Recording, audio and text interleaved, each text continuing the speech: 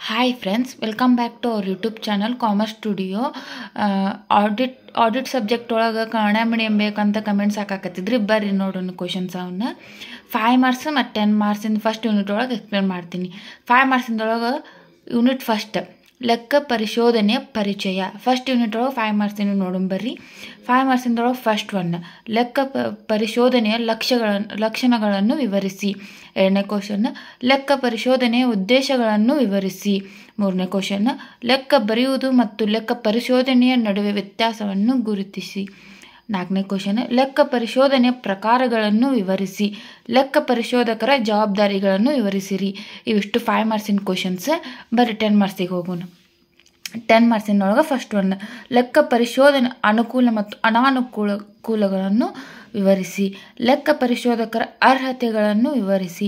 ಲೆಕ್ಕ ಪರಿಶೋಧಕರ ಹಕ್ಕುಗಳನ್ನು ಅಥವಾ ಅಧಿಕಾರವನ್ನು ವಿವರಿಸಿ. ಲೆಕ್ಕ ಪರಿಶೋಧಕರ ಕರ್ತವ್ಯಗಳನ್ನು ವಿವರಿಸಿ.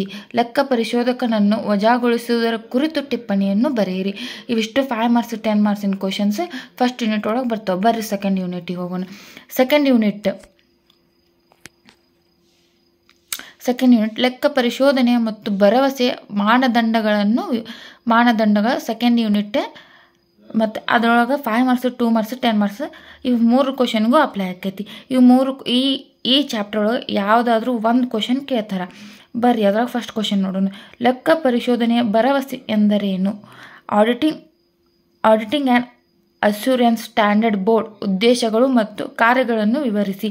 ಲೆಕ್ಕ ಪರಿಶೋಧನೆ ಮತ್ತು ಭರವಸೆ ನಡುವಿನ ವ್ಯತ್ಯಾಸ ವಿವರಿಸಿ. ಇವು 3 ಕ್ವಶನ್ ಒಳಗೆ ಒಂದು ಕ್ವಶನ್ ಕೇಳ್ತಾರೆ ಸೆಕೆಂಡ್ ಯೂನಿಟ್ ಒಳಗೆ.